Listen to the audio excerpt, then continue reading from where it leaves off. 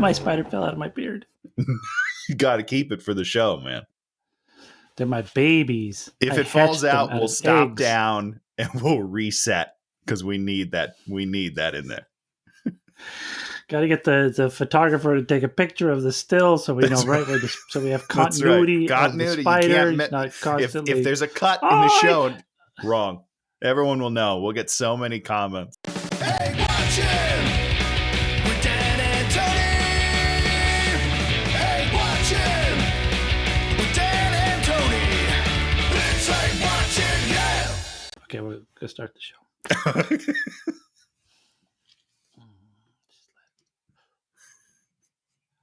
You zenning yourself? Welcome! What are you doing? I was about to start. And you're like, I'm going to comment. You took I gotta 20 psych myself seconds up. to It's center like, yourself. I gotta center myself. I'm sorry. Did you ever hear about what's his name? Ken Jeong? Have you ever heard about him? No, for sure not. So he like has to get into it. And so he like walks around. He's like, dead babies, dead babies, dead babies, dead babies. And weird stuff like that. I mean, I don't know if he really says dead babies, but he says weird stuff. Weird and the other people are like, what the hell? So he can like, ready to act. All right. Hey, everyone's got their process. I'm sorry I interrupted yours. Back to one, everybody.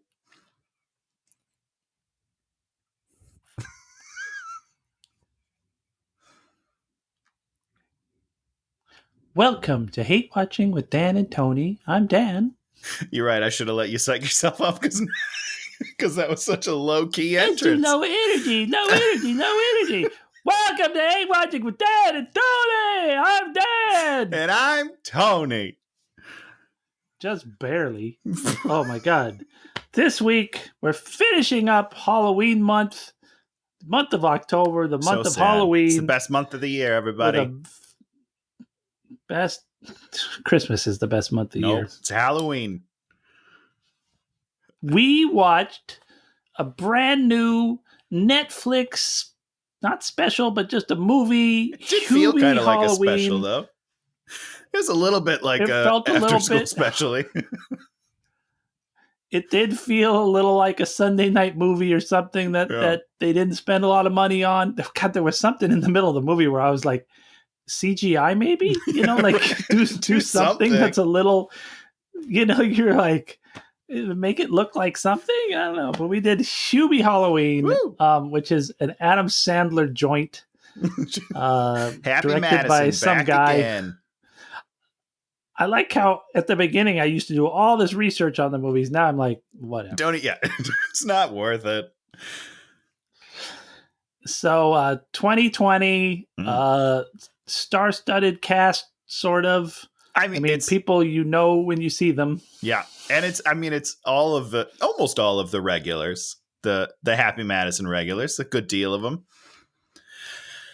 I did not know that was Rob Schneider until the credits. Because is it the hair? Did the hair throw you? Everything? The hair, the face, and his voice was just. I did not get any Rob Schneider out of I mean, he Rob wasn't Schneider doing Rob Schneider shtick. That's for sure. Did anybody other than Adam Sandler do shtick? Yes. I feel like Tim Meadows did a little bit. Tim Meadows. Little bit. You were like, okay, we'll get into all. Yeah. So we start off at the state hospital, and someone has escaped, and it's Ben Stiller is the guard. He doesn't really get to do anything funny. Well, it's a callback to Happy Gilmore, his nursing home. I don't know, people that work in the nursing home. What's that called?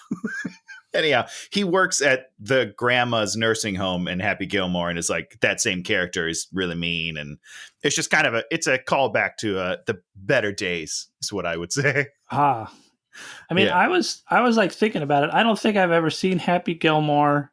I don't think I've made it. I don't think I've seen Little Nicky. That's okay. I've made Little it through Nicky's terrible. The Big Brother one, or Little Brother, or whatever the brother one is. I watched that brother at some point.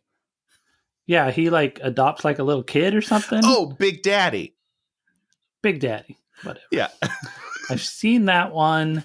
And then I watched The Waterboy. I watched like the first half an hour Waterboy, and I feel like I've seen a fair amount of The Waterboy. Yeah. If you this movie is just basically The Waterboy. Yeah, hot take. If you've seen 5 minutes of Waterboy, you've seen all of Waterboy. I don't like Waterboy. I'm one of those people that likes Adam Sandler, but really strongly dislikes Waterboy. But Billy Madison, you never saw Billy Madison? That's when he goes back to school. Back to school. I haven't seen that. I think I've seen the golf one. I think I've seen part of the golf one, which is great. Which is where Julie Bowen comes from. That's why she's in this movie, because she's the love interest in that movie as well. And did it make sense in that movie? In that movie, yes. In this movie, not even the slightest bit, and it was so bizarre.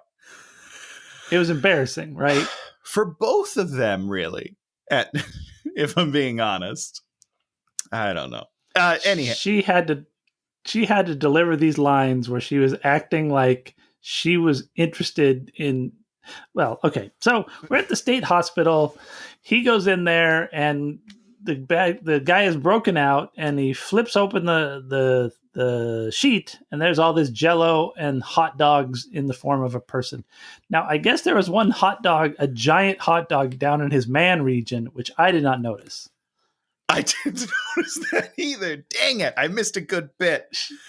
Shannon watched it, and Shannon watched like the first.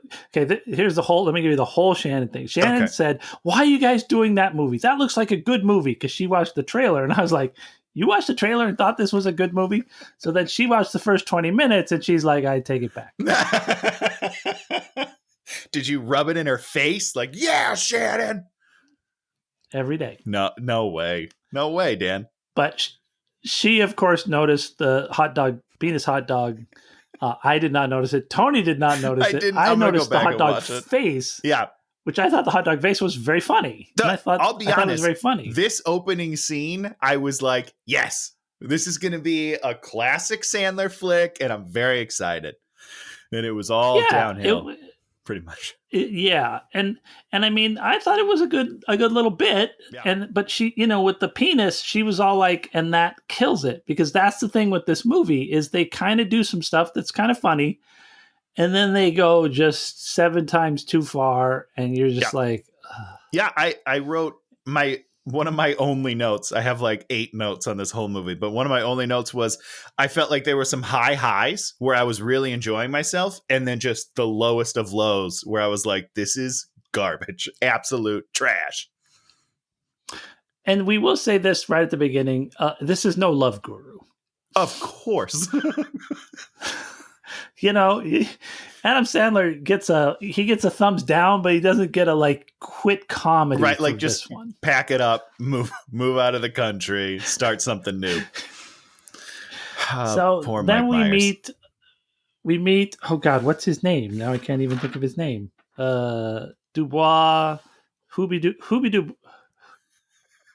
Dubois. What's his full name? He writes.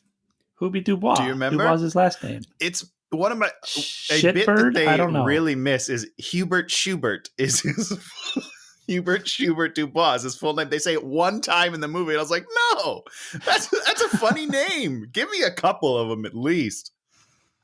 I totally missed that one.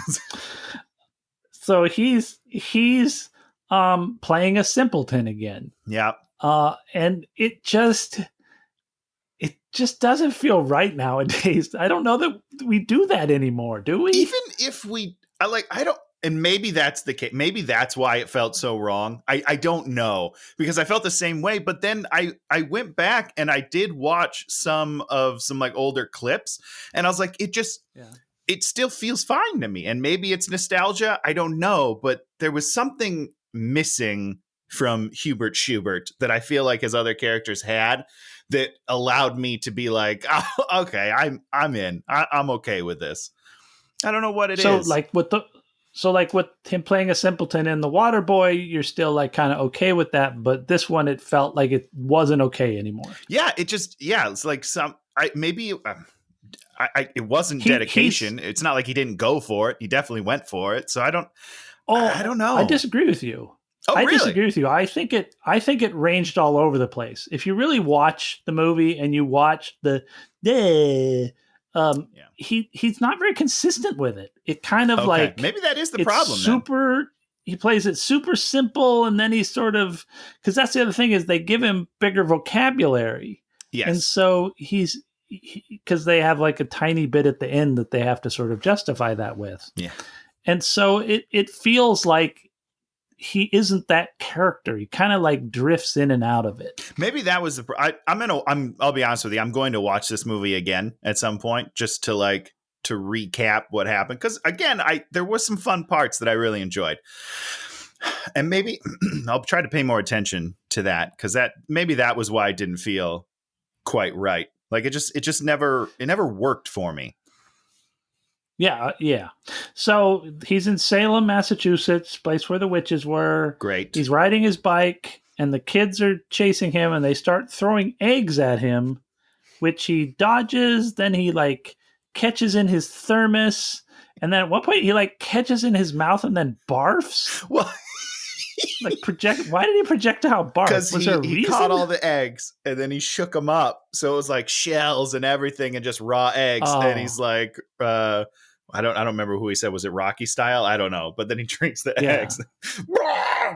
Yeah, classic. It's just like this projectile vomit, which you're like, oh, that's very weird.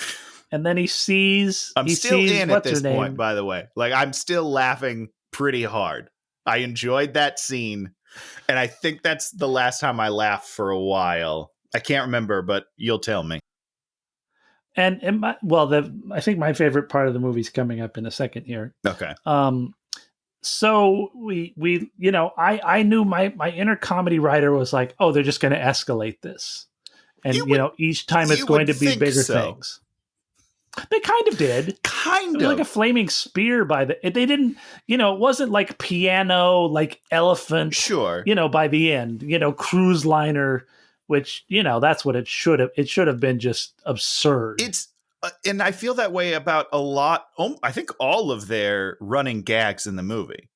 I don't think that they ever paid them off appropriately. And so all of those ended up falling flat for me.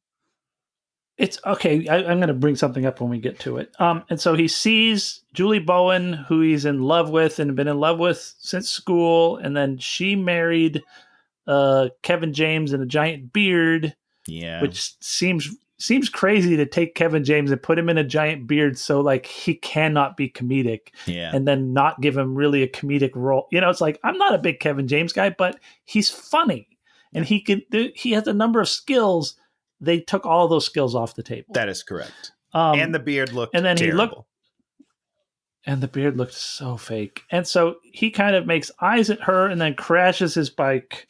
Boom, crashed into the. Oh, you're right. No, I'm still laughing. Because this part's funny. Yep. I enjoyed that. And then when she looks over and he's doing pretending to be one of the animatronic guys, I'm still laughing. Still having a good time. Yep.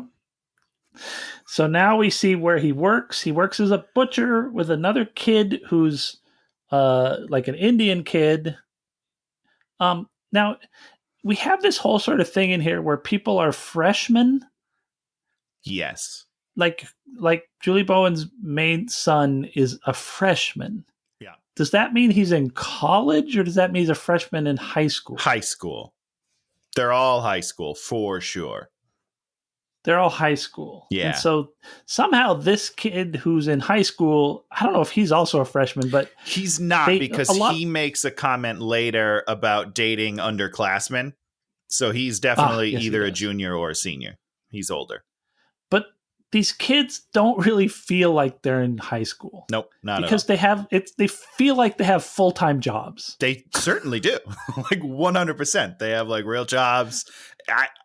Is school even happening? Like, I don't totally understand. They go to like a school dance at one point, but they never, and I guess at the butcher, they make a comment like, shouldn't you be in school? It's Sunday, you dumbass, or whatever they say to him. So like, they do. I guess they use that, but it never, I don't know. It just, this whole movie sort of doesn't set up its parameters. It doesn't set up like Halloween weekend, boom, we're out of school. Because they don't really, it's all Hubie. They don't ever really want to concentrate on the family. But when they do concentrate on the family, they act like the movie is about the family. Yeah. And so you're sort of thrown off. You're like, at one point they sort of restart the movie feeling with the family. And you're like, I'm untethered. I'm not sure what's going on. Yeah, yes. And they should probably have stuck with that movie.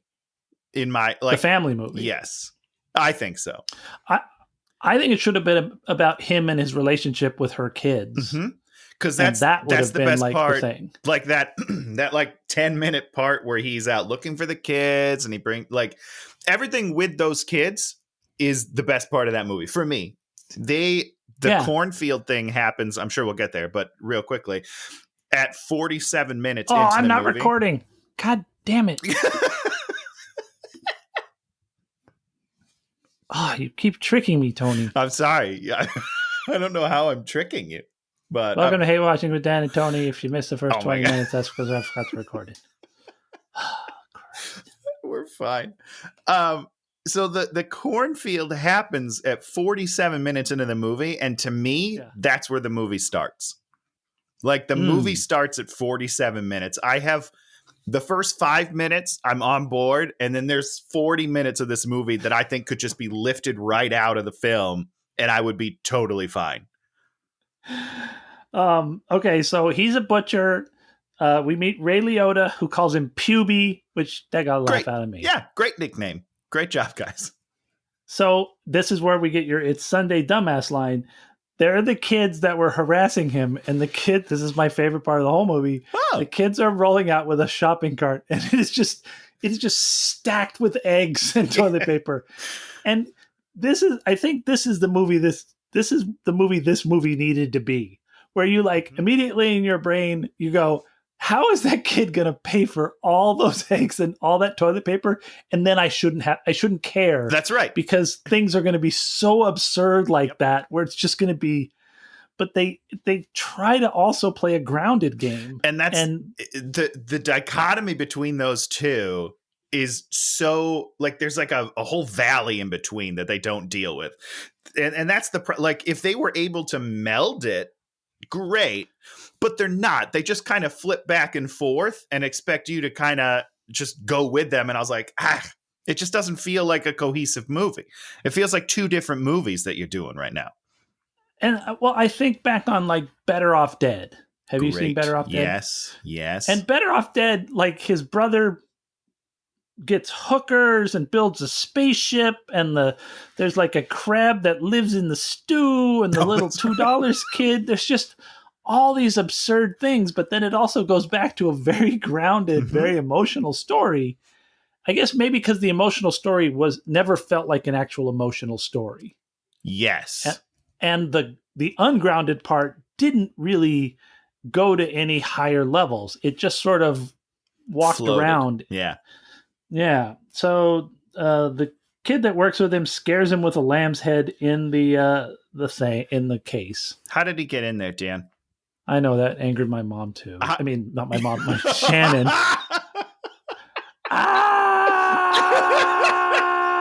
Oh, I am sending Shannon that clip immediately. It just made me mad because he can't get in there. That's not a thing. It's not a thing. So we meet Kevin James in the beard, and we talk about the guy, Richie Hartman, who escaped from the asylum, who I guess they both knew and like tormented or something. Well, so Hubie was friends with him back in the day. They were friends.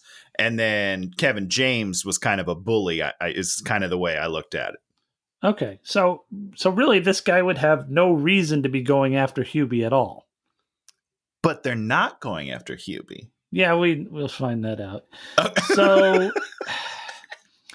So we then we have the second chase with the kids in the scream masks, and they're throwing stuff, including like a pipe wrench, and Hubie like dodging it all. I like the pipe wrench. No, that's totally fine, and I enjoyed the all the tricks he did on the bike. But again, that doesn't come back. he doesn't have, there's not another scene where he does like crazy tricks on a bike. Why do you set that up if that's not a part of something further down the road? Yeah, it's once again they've given this character magical things for right when he needs them, and then it's like, and that's the other whole sort of conceit of this is he has this magic thermos that can do everything. It can be a vacuum, it can be an umbrella, it can shoot flamethrowers. No, it doesn't. It shoots a flare gun at the end. He makes one that does that, and there's no explanation. There's no, you're a mechanical genius, you're a this, you're a that. It's just... Well, the explanation is I made it when I was in the Scouts. That's what he says. Yeah. So they do drop one line. They drop one line, but it doesn't work for me only because you don't make all of those things in the Scouts. Like if the canteen only did things that you get like Scout badges for, I'm on board with that explanation. And then you find creative ways to use those badges. Like that's great. But it's just a magical canteen that does literally anything at any time. Not okay. Yeah, so it's really stupid. So he crashes again, and we meet Steve Buscemi's character, Walter Lambert. Too good for this movie. And he plays it like a ghost. He doesn't put any mustard on it. He's just like, I'm a gentle old gentleman. Yeah. And it's like, once again, it feels really out of place. Yeah. Because so many people feel like they're in different movies in this movie. So I didn't pay attention. Who directed this? Was it Adam? Or was it someone different? It was a dude. I think he co-wrote it with him, I think. Okay, so you do have someone behind the camera watching these things happen. No, there wasn't a cohesive feel to the direction of the actors. It kind of just felt like, oh, you guys are great. You've been around forever. Do whatever you want to do. It's going to be great, which is fine, but it just didn't work. Everyone felt like they were taking a different spin on what they were doing. And Buscemi was just like super naturalist. Like I love Buscemi, and I loved him in this movie, sort of. I loved what he did in the movie. He didn't feel like he belonged in the movie. Does that make sense? That's the thing I always say about what's her name in the stupid Inception. The girl that comes in there and writes the programming. Oh, sure. Yep. Yeah. She like walks into that movie as like a real human being. Yeah. And blows up the entire movie, because then you're just like, oh, and she's surrounded by all these caricatures of action films. Yep. Ellen Page. And she's like so real. It makes the whole movie, it just, in my opinion, it destroyed the movie. And I thought it was incredible. So there's a whole fart joke thing with him. It's really weird. Yeah. It did, swing and a miss, guys. He like invites him over to dinner, right? And he's like, my stomach says yes. And then he's like, he farts. Your butt just made room. I don't know. It didn't work. So then we meet his mom. So once again, he only has a mom, and she wears comical T-shirts throughout the show. And the first one is boner donor shirt. And then she teaches him that boner means to screw something up, and so then he misuses boner a number of times during the movie. Yeah, which he just heard the word boner, right? So as a 47-year-old man, yeah, like you're telling me he made it through middle school and high school never hearing the word boner. I'm a little bit younger than him, but boner was our favorite word in middle school. It would boner everything. So no, sorry. It doesn't work. And this is where we learn that mom says, what this movie is about is you have to learn to stand up for yourself. Which he doesn't really. He does not learn this. He doesn't learn it at all. And that's upsetting to me. Yeah, he really never gets there. And then he says, I get scared. Okay, so him getting scared is another bit that dies off. It doesn't. Why?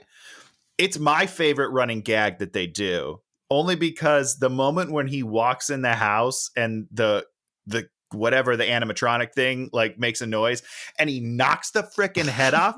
That is probably the biggest laugh of the movie for me. And I was like, oh my God, I can't wait to see what they do next with this. But that was the best one. And that was early in the movie. The only other funny one is when he maces the guy in the haunted house to me, which is also funny. But then they kind of waste that joke, which is a bummer. We can talk about that later. But there's some fun bits. Stick with your bit and build on it. Don't keep throwing new bits in.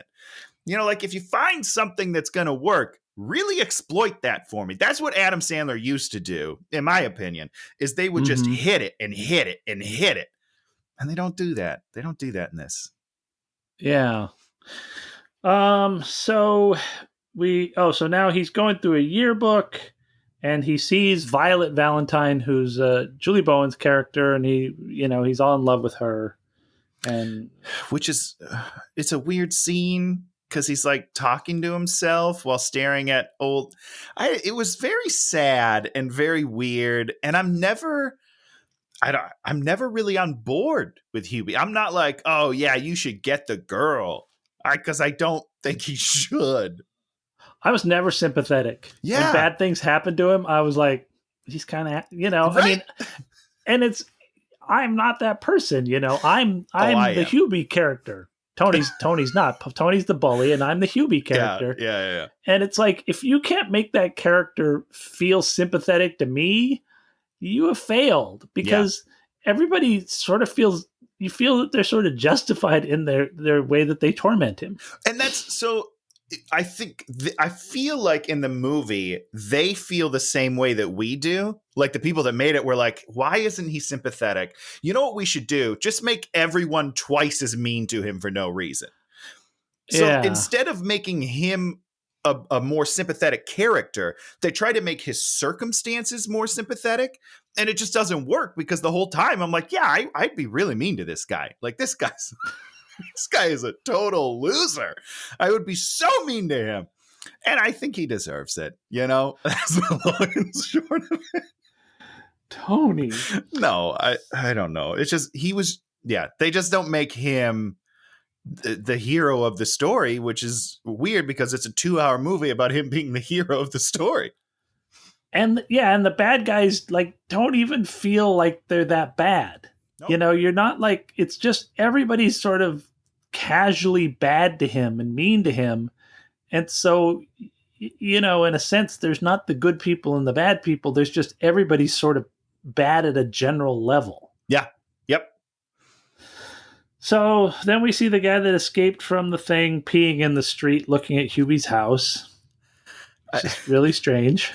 It is strange, but this is one of the only minuscule bits that I did feel paid off, because the one line at the end when he's like, oh, what have you been doing? It's just like, I peed on this, peed on that. Yeah, like that's just a funny throwaway line that's like, I don't know why I had to see all that, but I got a laugh out of it. So then we do the morning show, and every woman on the morning show is dressed like Harley Quinn, which I thought was a very funny bit. It's a great bit. I do feel like when they started explaining it, it lost it for me. But when it was just visually happening, I was like, yeah, that's funny. Idiots. Oh, they explained it. The last person that does it, does the explanation, oh, when else it's the one day a year I can show my ex what he's missing. Hey. I was like, just wear the same costume like idiots.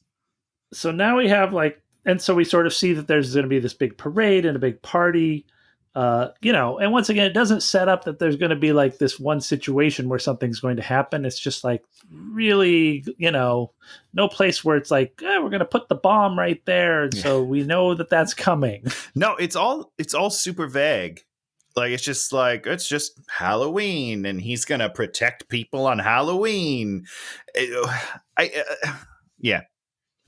So now we go to this farm, and there's a dead pig, and then there's these two characters that interact terribly. Are they characters? Caricatures that interact, and when you really look back from the end of the movie, and you're like, why does any of this exist? It actually does nothing for the movie, and it is explained away in a line for no reason. Yep. At the very end of the movie, and so you're like, why? That's why I think that this middle 45-minute section literally lifts right out of the movie. When you get to the corn maze, something happens. And then we have like a trajectory that we follow. Before that, it's nothingness. There's a couple, it's just kind of like, what jokes can we throw out? And that most of them don't work. Like, get to your plot, guys. Criminies. Then we're in the museum, the witch museum, and this is when Hubie and Valentine Violet get together and sort of talk, and you can tell she's in love with him for no reason because he's nice or something. Yep. I mean, that's it. It's because he's a nice guy. There was actually one funny joke. There's a funny Captain Underpants joke. Like they said, like Captain Underpants, somebody dressed as Captain Underpants did something. But we don't. And I'm like, Captain Underpants joke. I would love to see Captain Underpants as a human, but we don't get that. We just get a one line thrown away.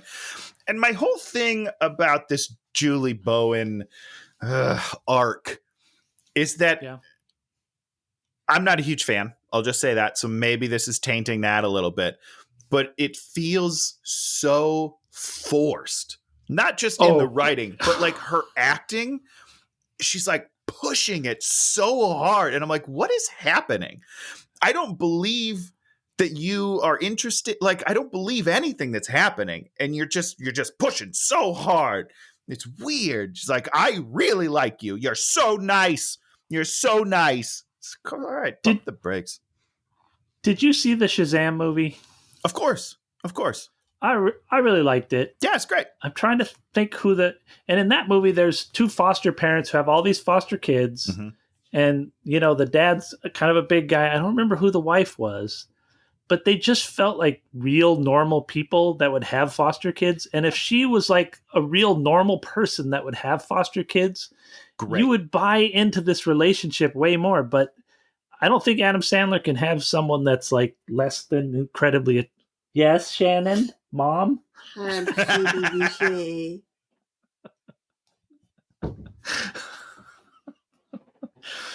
mean, it feels like he has to hire someone that's like attractive. Yeah. And I'm okay with that, but like, make me believe it. Yeah. So then, and then Michael Chiklis is a priest, and they're burying Ray Liotta's dad, and so he has to go look at this gravestone to see when. Oh my God! Walter Lambert died. Hold on. You're skipping over one of the worst parts of the movie, is where she just offers up that information out of basically nowhere. Oh yeah, yes, she does. He says the name, and then she's like, "Oh, that's so weird. I saw that name on a gravestone at one point." Like, what? Like, what are you? But more importantly, it was her dad's. I think it was her dad's gravestone, which is somehow right next to Ray Liotta's dad's. It's like just so much coincidence and absurdity to get characters in positions to have situations. Yeah, and situations is maybe overstating it. I don't even know if they get into situations. So Michael Chiklis is the priest, who I thought in that first scene was kind of good. I was like, oh, okay, this is going to be fun. And then he never gets to be fun. No, he doesn't. And it all ends with Ray Liotta pushing Hubie in the grave, and then the grave digger throwing dirt on him, which I thought was funny. Yeah, which is a fun bit. He should have like scooped one on there, then the other guy should have come with the tractor and and pushed it in. Pushed like a whole bunch of dirt, And I'm down here. Yeah, but he doesn't even he just my soup.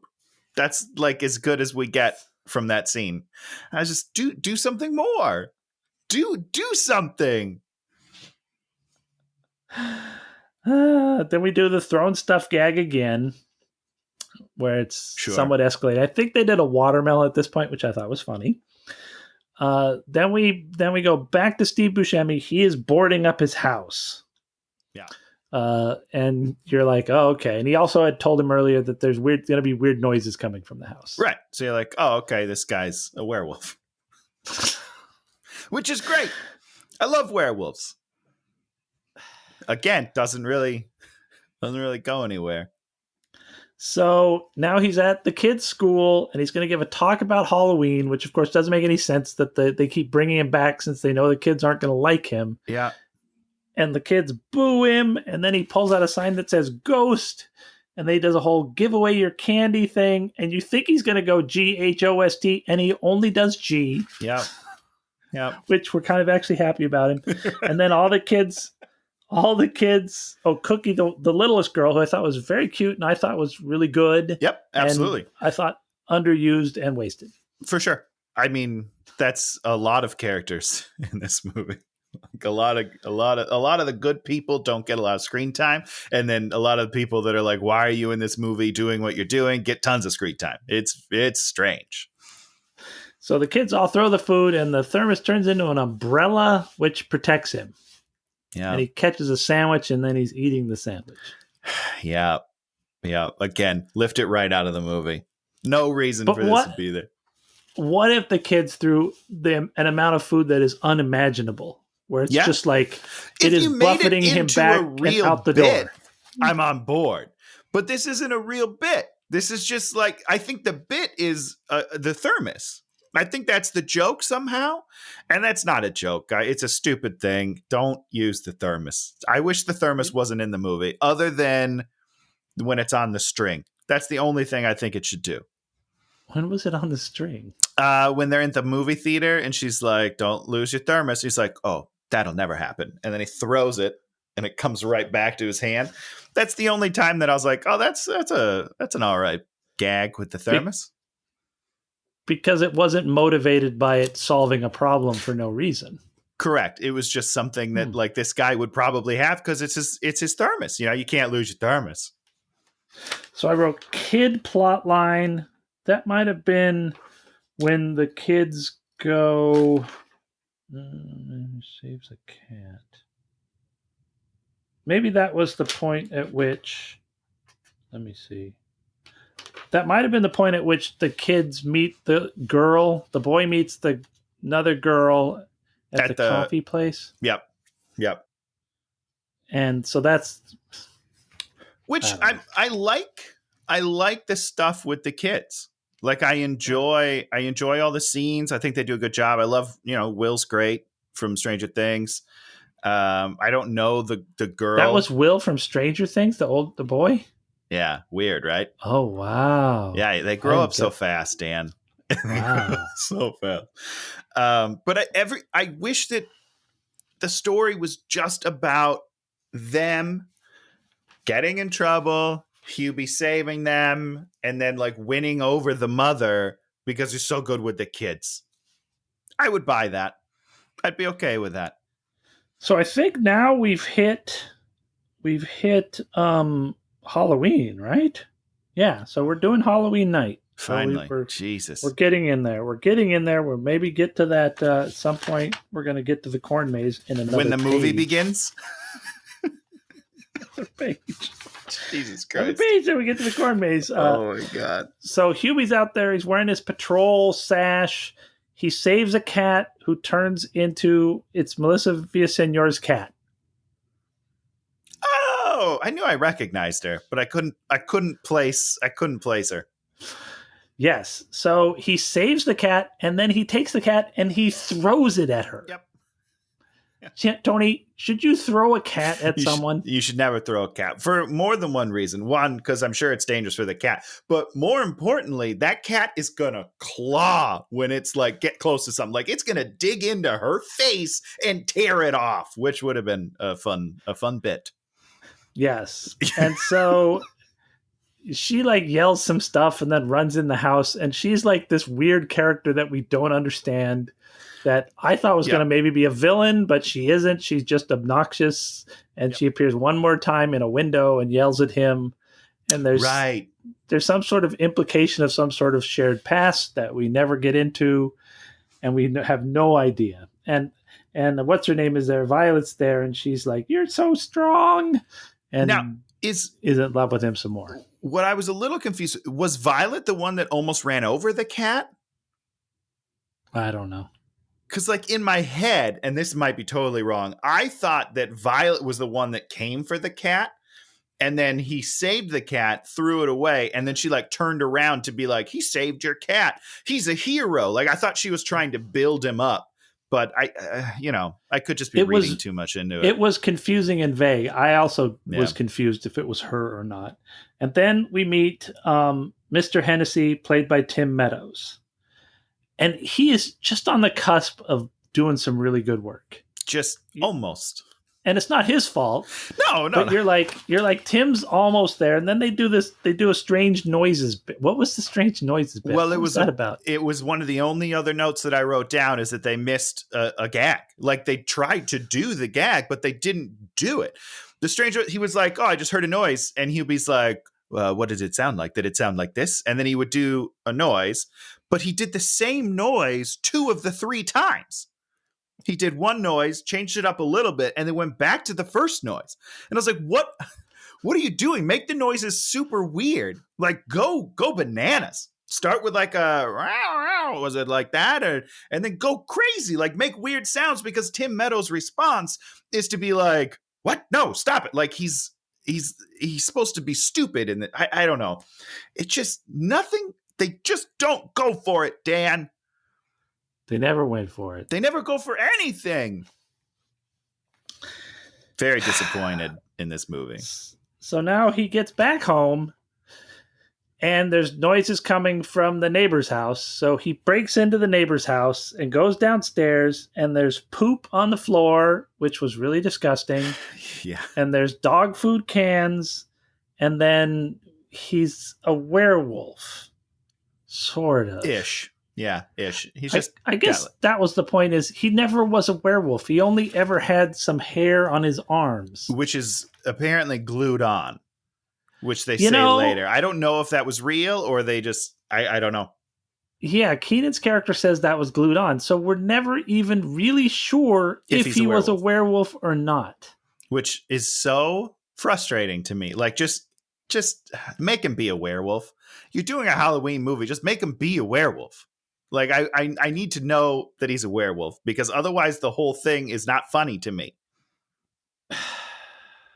So then the police station, we get a montage of him going to the police station, doing a sort of Boy Who Cried Wolf sort of thing. Yep. None of those were funny.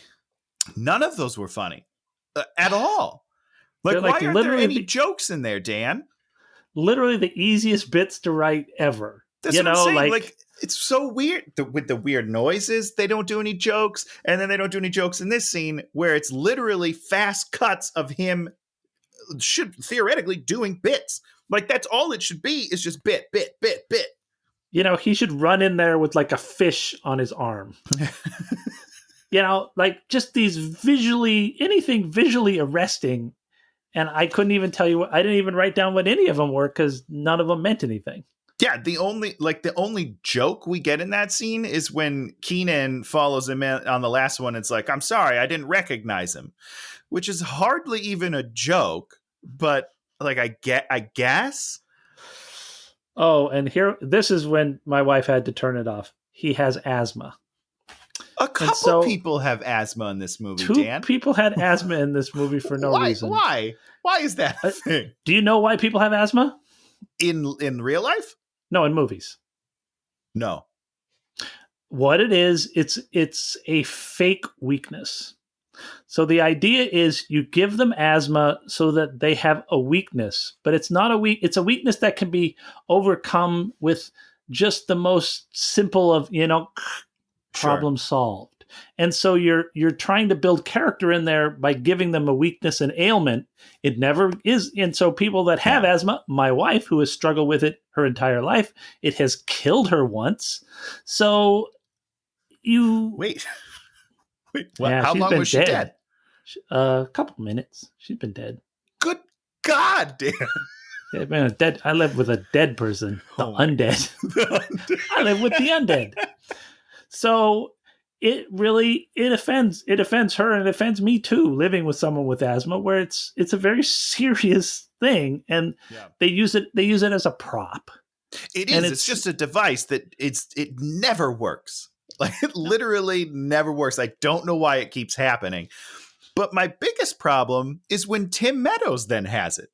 Like, if they give it to Hubie, it's like, never having had that problem, I'm like, whatever, this is just dumb. I don't care. But then when Tim Meadows then also pulls out an inhaler, I was like, what? Why?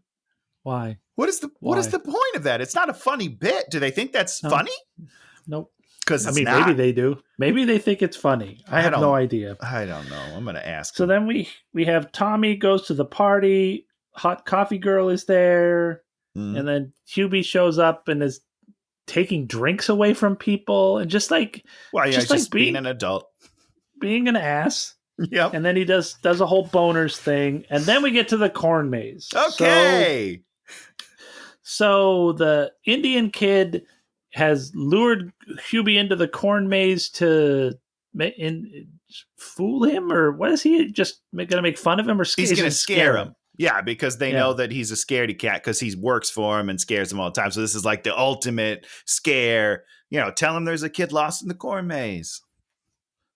So break this. I don't even remember. I don't remember there being anything of interest in this whole corn maze thing. It's not till at the very end of the corn maze is when the movie begins. So there's this. So what happens, Tony? Well, there's like this big scene where he's just walking through leaves for no reason for about 4 or 5 minutes. Super boring. And then finally he, fast forward, blah, blah, blah. The kid, something is in the corn maze and he's tied up and he's got a corn cob in his mouth. And Hubie finds him and he's like, oh, this is a joke, because the kid's already told him it was a joke. And then he's kind of staring and the kid gets yanked back through the cornfield into darkness, which is a cool visual. And I was like, oh, dope. Finally, something's going to happen in this movie, because nothing has happened for 47 minutes, similar to our podcast right now. We're at 52 minutes and nothing has happened. Nothing's happened. So he gets pulled into the darkness and I'm like, cool. There's a bad guy. There's something that Hubie's going to have to solve, and it's something supernatural and Halloween-y and super fun. I'm ready for this. And then the better part of the scene is he runs back into the kids. And this is why I think this is where the movie begins. Because he has a great moment with Julie Bowen's kid and his lady interest, and he's like, hey, I won't tell your mom, like, you guys do what you want, but just go take care of your siblings, but I'll keep it a secret. And it's like there's like this really nice character moment for both of them, and I was like, okay, cool. If that continues, I can get on board with him and Julie hooking up. I can get on board with it would have fixed the movie if that's what it was about. Even as that came with him walking around in the party knocking alcohol out of people's hands. I mean, which doesn't make sense to that, does it? No, it doesn't. It doesn't. But again, the movie doesn't start till the cornfield dance.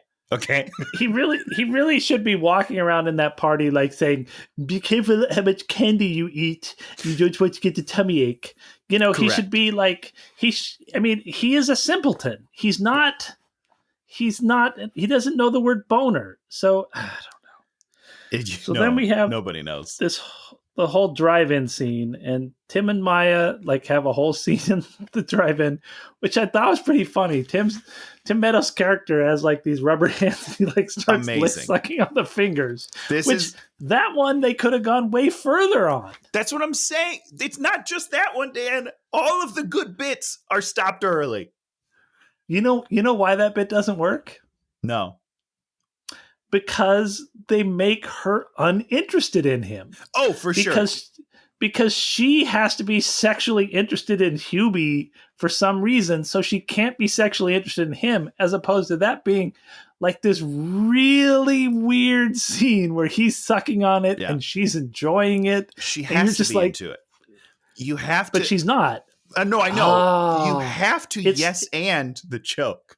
Not to bring it back to improv rules, but you have to yes and it. Otherwise, it's just weird. Otherwise, it's just like this awkward thing where somebody hates what's happening and you're just like, why am I watching this?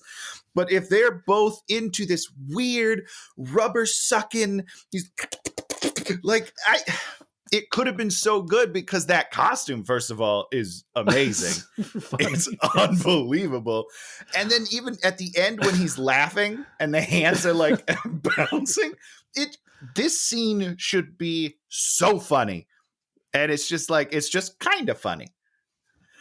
Well, because you got it. They broke the rules of comedy. The rules of comedy are, we've done all this improv and the whole thing is yes and. And the idea is you don't say no. You don't stop the funny person from doing something funny. Yeah.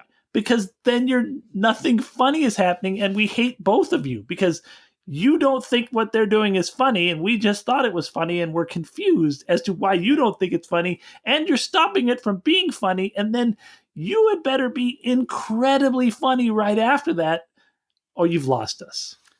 Yeah, and she never really is. That's a good point. She doesn't really have like the reversal of it. For if you nix it, you got to reverse it. That's a good point.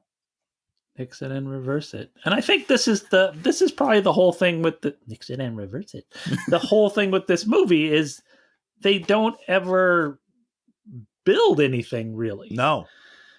So then there's this weird car and it menaces Hubie and then it turns out to be the kids in the Scream masks, which how? Well, so Tim Meadows is driving it as his headless character. Yeah, you know what I'm saying? So Tim Meadows has put a car in the he has a second car in the drive-in that's creepy looking that he has planted there because he knows that they're going to want to scare Hubie later, and the kids are also like, we're going to show up so we can scare him. Uh-huh. So you're thinking too logically for this movie? Yeah, I am. And that's the problem with this movie is they don't even have like the basics set up for anything. I'm going to go back. We will get to at the end. This is the rule that upsets me the most, and I hammer it. I feel like almost every week. Yeah. Set up your own rules of your universe and then fucking follow them. And if you break your own rules, your movie's terrible because no one's on board anymore. So back in town, the police, there's a missing kid, tell the mayor. Oh, I wrote Wolfman eating a pumpkin? Why did I write Wolfman eating a pumpkin? Because he runs into him when he's running in the woods. He runs into Steve Buscemi and he's eating a pumpkin. He's like, hey, weird to see you here. And it's a nothing scene that goes nowhere, shouldn't be in the movie. And there you go. So the kids are out. Two of the kids are out looking for the other kids. So the kids are all looking for the kids. Yeah, kids are the two younger kids are looking for the other kids. And they meet the pig man, and you're like, oh, they're in trouble. But you don't really feel that because nothing actually happens. So then he goes to the diner, and Julie Bowen is there to pour it on so thick, talking about how he's thick. He's her hero for nothing. He hasn't done anything. So he orders 3 soups and mixes them together. And then he's got a blender. I don't understand any of this. I wrote Tim Meadow, also an asthmatic. Yeah. Because that's the scarecrow scene then. Which is one of my favorite. What's the scarecrow scene? When they're in the car and they're driving, him and his wife are driving. Yes. And there's a creepy scarecrow in the road. I love this. This is a great thing that's happening. And it was good looking. Yeah. Yeah, like it was a creepy scarecrow, and then he disappears, and then she like goes out and disappears. If there was a couple jokes in there, it probably would have been a really good scene, but there weren't. So like, it's fine. But you said scarecrow more. That was great. So then we're back to what's his name? The Wolfman, and he has to handcuff himself up. Yes. Yep. Where those handcuffs came from, no one will know. Well, he's a werewolf, so he's got to have his own cuffs at some point, because he's got to lock himself up every full moon, which isn't really something they deal with, and it bothers me. Like, if he has a house, he should have a room that has... No, he just bought the house. He just bought the house. Listen, Dan, if you're a werewolf, let me tell you something, and you don't want to kill people... He escaped from the asylum a month ago, or less than a month ago, and then he bought the house. Yeah. But listen, if you're a werewolf and you've taken the time to board up the windows, first of all, that shouldn't be your first move. Your first move is to reinforce your basement so you can lock yourself up and not murder people. All right? You don't board up the house. Oh, moonlight can't get in. Go downstairs. You don't have any windows down there, you jackass. I'm going to go to something a little deeper, right? Oh. He's going by the name Howard Lampert or whatever it is. That's close. Something. Yeah. Whatever. How did he buy the house? Yeah. He has a fake name. Anyone that has ever bought a house, how much paperwork is there involved in buying a house? About an infinite amount of paperwork. It all has to go through a million legal things and a million of this and a million of that. Where do you get the money to buy a house? Well, that's a good question. If he just escaped, I don't really have an answer for you. That's so stupid. That is stupid. Maybe he bought it in cash and just under the table, couple of duffels. I guess maybe he rented it, but still, once again, you're going to have to go through a background check. Can't just rent a house. 100%. Yeah. Renting is almost harder because you can't just do that in cash. You know what I'm saying? Like, you got to sign some paperwork. I feel like if I was going to buy a house and I just had like $1 million cool in a duffel, I feel like someone would give it to me. So now we're heading into the haunted house stuff. He's like outside. He sees the dog. He thinks it's the Wolfman. And then we watch the dog, by the way. Can we just say that? Pretty. Oh my goodness. So pretty. So the dog poops and then the dog immediately eats its own poop. Yeah. Still pretty, but dumb. It's dumb dog. Dumb bit. Doesn't make any sense. Why are you showing that to me? So we go into the haunted house and he does a bunch of dumb stuff. That's dumb. Well, so the whole...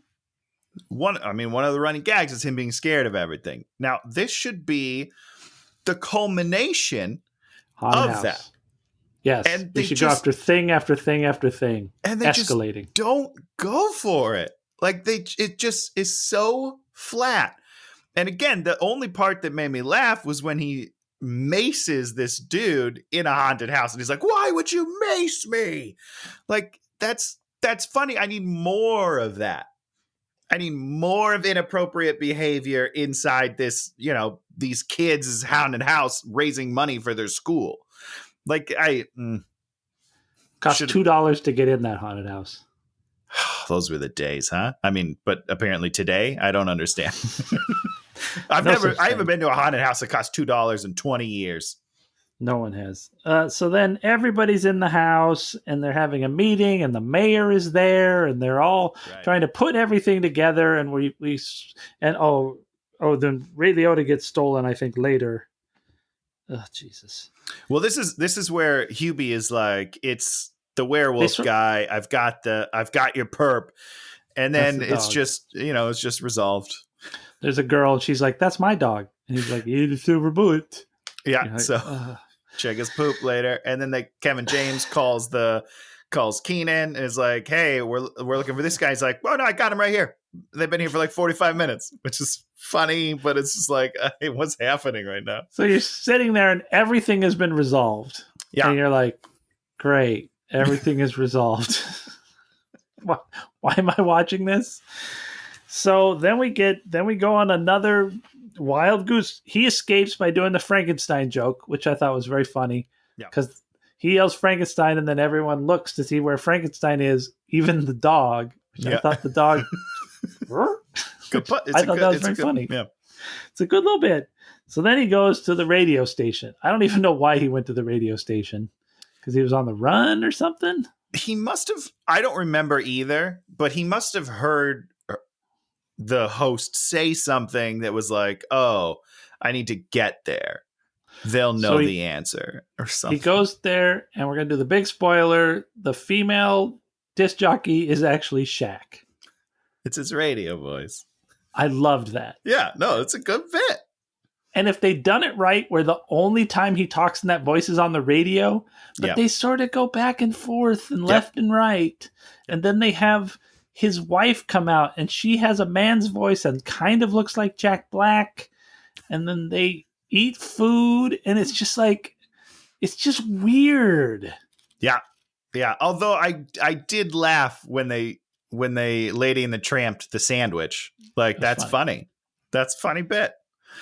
So I guess that's the thing, is they'd have one funny bit, and then they'd put 3 or 4 things around it that weren't funny, and so you'd lose it. Because instead of focusing on the bit and exacerbating and building on it, they're like, oh, let's throw 3 more bits in there. One of them's sure to land. But that's not the way to do it. So he goes back home. He finds out that his mom is the bad guy, and that's the end of the movie. Well, I mean, that's not the end of the movie. There's about it's the end of the movie. There's about an 8 to 10 minute scene where everybody monologues for no reason at all. And I'm sitting here just be like, wrap this shit up. What is happening? Oh my God. Why is everybody talking so much? They're talking so much because they have to try to make this movie into a semblance of something you can understand why anything happened. So what happened was the mom was tired of him being picked on, so she has grabbed these 4 people and is going to burn them at the stake for being dicks. For being dicks, they will die. Yeah. Yeah. And so she lights the match and she throws the match, and then this magic thermos that can do anything, all it can do now is expel the tiniest amount of excess soup to put it out. Yeah. And there's a news van of people. Here's a bunch of people about to be burned to death by a little old woman who anyone with their finger could push over and make her die. And everyone's just like, the cops show up. Everyone's just like smoking cigarettes. Like, is something happening? There are about to be people burned to death. Does Hubie like mom comes up with a can of gasoline? Does Hubie walk over and say, "Hey, mom, let me take that from you"? It's right. So stupid. Yeah, it doesn't make any sense. And then we get the monologues. So they're all so long. Like, they're each at least a full page of dialogue. They're minutes long, each person, and each set gets their own. And none of them are funny. None of them mean anything. Half of them are like, oh, I'm jealous of Hubie. No, you're not. You're not jealous of him. He's an idiot. You don't like him. Just stick with that. Don't give me this shit. Oh, he's got a big vocabulary. I'm Ray Liotta. I'm dumb. Ray Liotta. Ray Liotta character, 6 feet tall, chiseled good looks, gorgeous gray hair, beautiful voice. Like, a thing for Ray Liotta? Yeah, a little bit. He scares me. Well, yeah, he should scare you. He beat the shit out of you. Oh, you want out now? You sat under the couch for an hour. Now you want out. Oh my God! Yeah, take your right pup when the out. conclusion. I'll talk to the people real quick. The big conclusion of the movie. If you sit through this movie, 45 minutes can be taken out, and then the last 10 can be taken out. Don't worry, Dad. I was just filling the people in on what's going on. Oh, Jesus. So Ray Liotta's jealous of him because he's smart. Why is the guy he worked with jealous of him? I don't even remember that one. He's not jealous of him. He's like, I want people to like me. Oh, he's a dick. He's a dick because he wants people to like him, and everybody likes Hubie, but no one likes Hubie. Right. We've established that no one likes him. No. He's jealous. You're right. He's jealous of Hubie because he can be himself. He can be himself. That bullshit. Tim Meadows is jealous of him because he has nice hair. Yep. He does not have nice hair. Nope. Ray Liotta has nice hair. You're right about that. Beautiful head of hair on that guy. And then we get to the biggest pretzel of all in the movie. Is this Maya Rudolph? Maya has to explain that Tim Meadows is a bad lover, and Hubie gives her hope that sex could be good. Because he's never had sex? She doesn't want to have sex with him. She has no interest in having sex with Hubie. He gives her hope that because he is hopeless in his sexness, it is so horrible. Doesn't make any sense. Stupid. But luckily, they let her go last. So she wraps up the monologues with that nonsense, and you're just left like, what just happened? Why did anybody tell me those stories? None of that made any sense. And so then the mom is like, and then everybody shows up. So the mom is like, she's got to get away. So she's like, she does the Frankenstein bit again. So we've done it twice, which of course you have to do a bit three times for it to count. Not in this movie. Twice. Not in this movie. And then she just disappears cackling into the woods.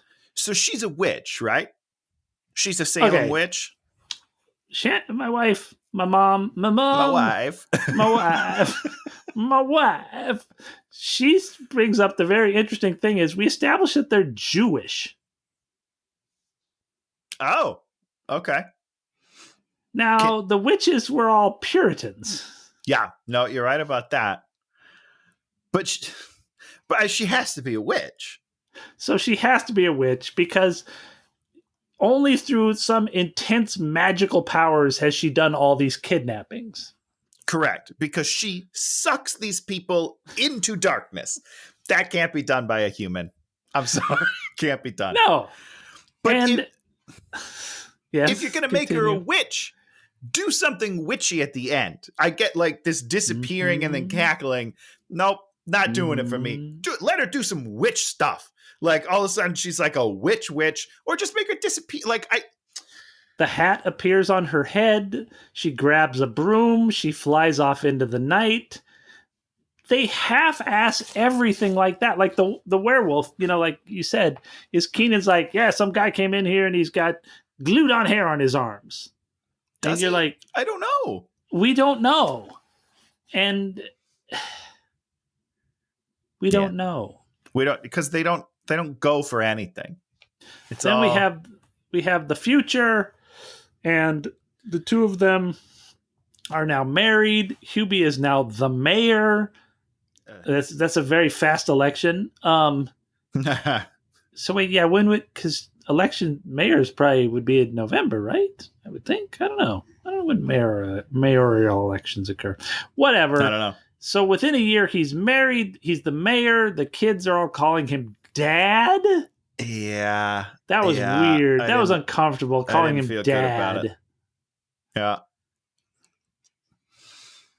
Yeah. The entire happy ending was weird to me. Like like the rest of the movie, it just didn't feel right. Nothing felt right. And once again, we're going to blame the writer. Whoever wrote this garbage, which I think was Adam Sandler and someone else. I think you're right. Like, what? Like, write a story. Hire someone that can write. Yeah. Have someone write the story and you put in some bits. Like, he's funny. Like, I don't think he's not funny. I enjoy his performance, and there's some really great moments in this movie that I laughed really hard at. But it's not a movie. Like, it doesn't work together. And that's a huge problem. You need some outside people working on your stuff. Like, he's in this weird bubble where he can do whatever he wants, and it's not working. They give you the money and they just say, do whatever you want. And I'm sure this thing's doing great. I'm sure Netflix is completely happy with it because I'm sure tons and tons of people will watch it.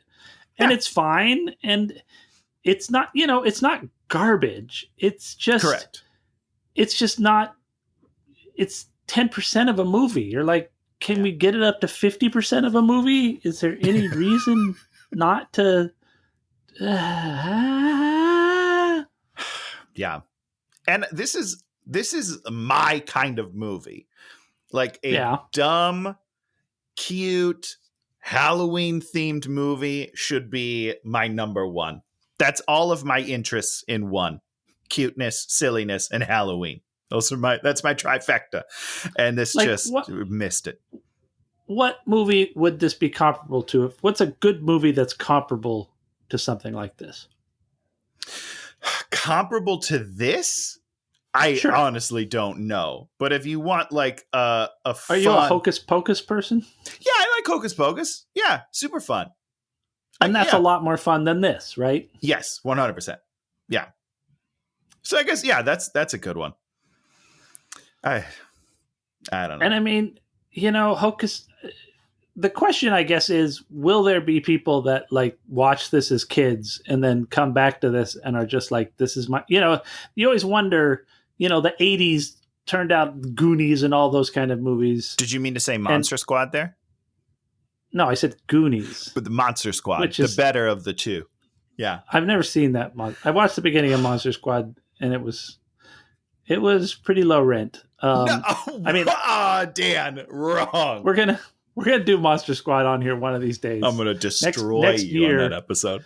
Next year we'll do Monster Squad. I'll pick it and then I will tear it apart in front of your face, and it'll be fun. I'm trying to think if I liked Hocus Pocus or not. Did you? I mean, oh no, go. Sorry. Yeah. No, go. What's the premise of it's the three witches in Hocus Pocus and there's two kids. Yeah. The witches want to eat the kids, or what do they want to do to the kids? That sounds right. I haven't seen it in a while. Huh. Okay, what were you going to say? Did you see Goosebumps with Jack Black? The new one. Not Goosebumps 2, to be clear. Yeah, I think I made it through most of it. I thought it was That's a movie that I enjoy. Exactly. And that one had a very linear plot line. Yep. There was an escalation. There were more and more monsters as they went along. The kids sort of tracked him down based on the books, and then they sort of opened the Pandora's box of all the Goosebump monsters, right? Yeah. Give me a log. I mean, what's the Hubie Halloween log line? I mean, I guess Hubie's mom wants to punish people that treat him like shit by burning them to death. And Hubie has to kill his mom. I mean, give me a log line. There's no villain. Actually, there's no villain, so there can be no conclusion. And I agree that there's no villain, because even if you pretend, or like, yes, the mom was going to burn people alive, that's probably not allowed. But I will say I'm technically on board with the mom. Like, I agree with her. If her kid isn't able to protect himself, as a parent, your instinct is to protect your kid. So she's not even a bad guy in my mind. No, she's not. They don't play her like a bad guy. She's allowed to just leave. Yeah. She's ready to burn people alive. And I mean, I'm sure the writer would say to you, well, no, she was just trying to teach everybody a lesson about how we should all be nice and shit. But by murdering people. But she was never going to really do that. But she threw the match. Yeah, and she had the gasoline. She was going to kill some bitches. So, where's my spider? I lost my spider. I care about that spider more than this stupid movie. More than the movie? Oh, no. This spider's gone, man. It's gone. My spider's gone. Halloween's ruined. Ruined! Wow. Halloween is ruined. Between Hubie and this, and not being able to trick or treat. I wrote down TV Kiss. Why did I write down TV Kiss? Oh my God! Because at the end, with the news cameras are there, so Julie Bowen and her kids are watching the news, watching all this unfold, and then Adam Sandler, Hubie, like dedicates something to Violet, and she goes and like weirdly kisses the TV. Awful bit. Awful. Do you want me to tell you what my least favorite bit in all movies is? 100%. When they take. So imagine this is a photograph. Okay. They take a photograph and they touch it like it's a person. It's a person. No one has ever touched a photograph like it was something real. No one's going to kiss a television. Tony, I'm in love with you. Let me kiss the camera. You can sit back and go, kisses. Okay, sure. I buy that. But no one is going to climb across the room and literally put their lips up to a TV that's covered in dust. Yeah. Gonna touch a photograph like, I'm fondling you. Oh, you're feeling my... No! Stop. Stupid. It's a photograph. We understand. We're not American Indians from the 1800s where we think, you've stolen my soul. No! It's a photograph. We know that. We don't, when we pick up a magazine and there's Liam, what's his name? The Thor brother, the guy that plays Thor, Liam Hemsworth. We don't go, oh, Liam Hemsworth is looking at me. He's People Magazine. Ooh, he sees me. No! Stop. Yeah, I mean, I've done it, Have you touched a photograph? You give me a nice photo of Jensen Ackles. Yeah, I'll fondle it a little bit. No, you won't. I'll touch it up. You won't. I'll touch it up. You won't. Play with the pecs a little bit. I mean, that guy's Try ripped. Like extra breasts on that. On my little telephone screen. We're so pretty. I'm kissing you. I'm kissing him. He's kissing me. Oh, we're kissing. No. Stop it, honest, I don't think I've ever really noticed. Now that you're saying, I was like, oh, I've ruined it for you now. Yeah, oh, God, I'll see it all the time. Okay, once you notice it, you see it everywhere. Game over. Because they're trying to put some emotional context into the photograph, and it's like, it's a photograph. We know what a photograph is. We know what it is. Like, look at it and go like, damn. I'm real sad, or real happy, or real horny. Man. Like all those things. Ooh. But don't get on it with your fingers. Don't stick your fingers in the photo. Jump on it. Any other big thoughts about this? No, I was just disappointed. It started pretty high for me, and honestly, I had unreasonably high expectations. Sure. So maybe it's my fault. I don't know. I think it's his fault. Here's my, I think he's a fragile guy. I think he's a really fragile guy. I believe that.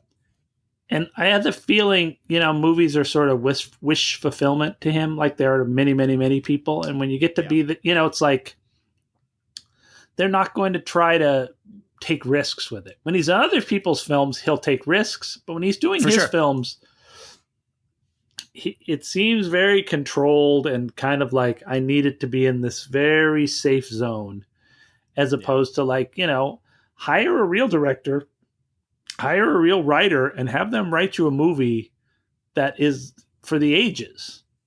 Yeah. Because you can do it. There are movies out there and there are directors out there that'll give you those movies, and just a kind of weak sauce Halloween movie is pretty sad. Yeah. Weak sauce indeed. So this is the point at which we pick something that we've enjoyed this week.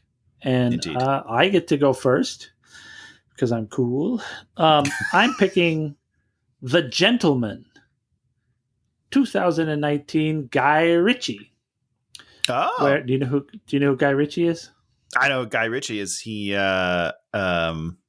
ruined Dr. Dolittle. Oh God, did he do the new Dolittle? I don't know if he did that one or not. Maybe he did the Sherlock Holmes. I know he did those. No, yeah, I like those. Aladdin. That's what I was trying to think of. He did the new Aladdin, right? I don't think did he? I'm pretty sure. Stand by. Just say what you were going to say, and I'll look Aladdin. So The Gentleman's 2019. He goes back to his gangster roots. It's a British gangster movie. Charlie Hunnam, and this big cast, including Colin Farrell. Oh, I love Colin Farrell. I'm not a huge Colin Farrell fan because they usually play him as this brooding. They always have him play brooding actor parts. Sure. And in this one, he plays a goofy dude, and he is so good. Have you seen? He's so good. 7 Psychopaths. Is that what it's called? No. Yeah, it's great. Does he play a lunatic, or does he play? What does he play? He's actually like the main guy, but it's a great movie. Anyhow, you do your thing. Horrible Bosses. How about that? That's a great Colin Farrell performance. I don't think I've seen that. It's probably comedic, isn't it? It is comedic. Yeah, he plays this crazy boss. It's great. He's a very interesting comedic actor, and he just brings a lot of charisma to it and a lot of fun to it. Hugh Grant is in this movie. I love Hugh Grant. He does this voice that if you didn't know it was Hugh Grant, you would never know it was him. And he's just great. And it's what's his name? Hey. What's his name? East Texas guy, Matthew McConaughey. Okay. He's the main guy. Oh, okay. And the woman is from Downton Abbey. Just like great cast. And just Guy Ritchie going back to his roots. I loved it. First, I'm going to see that movie. And just to update, Guy Ritchie did indeed do Aladdin. And really? He ruined the song One Jump. That's my problem with it. Other than that, it's a fine film. Ooh, Anyhow, on to what I saw. I'm breaking the rules a little bit. I'm going to do 2 things that I saw. Well, Dan, I watch 1 to 2 horror movies a day during October. So I've seen a lot of stuff recently, and I'm going to do something old and something new. And then I'll do Bargain something next old, week. You mean older than the 80s? Something old is older than the 80s? I don't think it was. I think it was actually 90s now that I'm thinking about it. It's Old. Wolf. Have you ever seen Wolf with Jack and Catwoman? Michelle Pfeiffer? Oh, man, I don't know if I've ever seen it. Oh, I had never seen it either, and it was awesome. James Spader is in it.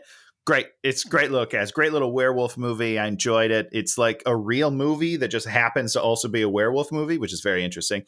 And then we saw something new also on Netflix was The Vampires versus the Bronx, which is not great, but it is pretty good. Like I liked it a lot. Similar to this movie, it could have been really great. It's kind of a Lost Boys type movie, except for it's takes place in you've never seen The Lost Boys? Oh, I saw it when it came out, and then I watched it again within the last year. And you didn't like it? It's so bad. It's so good. Bad. It's one of my favorite horror films of all time. I watch it every year on Halloween. It is so corny. Good. Yeah. Yes. It's cheesy vampire fun. That's my jam, which is what Vampire versus the Bronx is. And I think what suffers is that the budget was too small because the action scenes are awful. Like they're really bad, and that kind of drags it down. But the characters and the kids in it are all great, and I really enjoy the story. So it's worth checking out, I think. Those are the 2 things that I really enjoyed. Hubie Halloween kind of feels like they just sort of give the budget to the cast. Yes. And then they don't really, I'm sure everybody's paid really, really well. Yeah, and actually we're all his friends. At the end, they have a whole, he was very smart as he's the producer on all these movies. And he got into that very early on and was one of the smartest guys that way. Yeah. And so Adam is richer than you can even imagine because he gets the producer money. Good for him. He's a really smart guy. But they have a bunch of clips at the end. Yep. And the clips look a lot more fun than the whole movie. So fun. Everyone looks like they're having the best time. And I'm just like, why can't that come through in the movie? Also, because I just want to be on those sets. Everybody has to be redeemed in the end. Even the bad guys have to be redeemed. And you're just like, give us a bad guy. Yes. Give us the guy the evil mayor. Give us the monster. Give us the something. But it's like everybody's Shooter McGavin, one of the best adversaries of any. It's Happy Gilmore. He's the other golfer in Happy Gilmore. He's so good. He makes that movie for me because he's so good as the bad guy. Shannon and I were talking about Talladega Nights the other day, and there's it's not a great movie, but there's some bits, the whole dinner scene is like one of the greatest bits ever. There's just like some great baby Jesus, just like hobo Jesus. There's just like all these great jokes. Yeah. But then you have Sacha Baron Cohen come in as the bad guy. And he's a bad guy. Yep. You're like, that's the bad guy. And if you're going to wait in a movie till the last 10 minutes and make the bad guy your mom who's not a bad guy, we don't feel fulfilled. No, I feel cheated. Why did I sit through those 45 minutes that were super unnecessary just to get to an ending that's also super unnecessary? Very upsetting. So, as we see, Tony, once again, by picking this movie, has ruined Halloween. Halloween destroyed. We don't get to have actual walk around Halloween. And Tony has ruined it too. And zero fun. No fun at all. COVID ruined it, so Tony came along and ruined it some more. I wanted to one-up COVID. Tony. That's my only life goal at this point. Make things worse. So now we're going to head into November, and November, as everyone knows, is the month of romance. I don't think everyone knows that, Dan. Yes. Really? Get out your photographs of people that you love. Just grope them. Make out with those photographs. Oh. Whoa, racy. It's getting. So we're going to pick romance movies and romantic comedies all month, and I get to start, and so I'm going to go with what's probably the sexiest movie, maybe of all time, or at least it's advertised as being sexy, and we're going to find out by watching none other than 50 Shades of Grey. Yeah, 50 Shades of Grey, based on a book, which was fan fiction of Twilight, which is my favorite movie. That is correct. That is true. I'm glad you brought that up because I was about to, so you beat me to the punch on that one. How much do I love 50 Shades? How much do I love Twilight? Twilight's you think it's a cinematic masterpiece and that everyone should watch it and that it should have been Oscar-ly nominated. Oscar-ly? That's not how you say that. Oscar-ly nominated. That's exactly how I say it. Citizen Kane, 2001. Have you ever seen 2001? I haven't, but I have seen Citizen Kane, and I just don't get it, you guys. I don't get it. That movie's so boring. I mean, sure, there's some beautiful shots that were ahead of their time, like he's an innovator with the camera, whatever. I don't care. That movie's boring as shit. Anyhow. Oh my God. I did an interview on Thursday for my other friend. He's doing his show. And I was talking they're big Star Wars people. So I was talking about how Empire is the worst movie ever. And I really pissed some people off. They were not happy with me. I'm going to have to lay low for a while. Oh yeah? You're doing a bad job. Can't say bad so things about Empire. Sure. So we're going to watch 50 Shades, and the arousal level is going to be insane because 12 out of 10. I expect it to be incredible. I expect it to be incredible. You got a week to read the book, Stan. You got to know what you're looking at. Read a book? I'm a movie reviewer. I watch movies. What are you talking about? I watch movies. You only do one type of media. That's it. Movies. All right. I used to read comic books. Now I watch movies. So this has been Hate Watching with Dan and Tony. I'm Dan. And I'm Tony. And thanks for coming to our little part of the internet. And if you want, leave a comment. Maybe give us a thumbs up because no one does that. And happy Halloween! Happy Halloween! It's the most wonderful time of the year. Halloween. I don't think that's a song.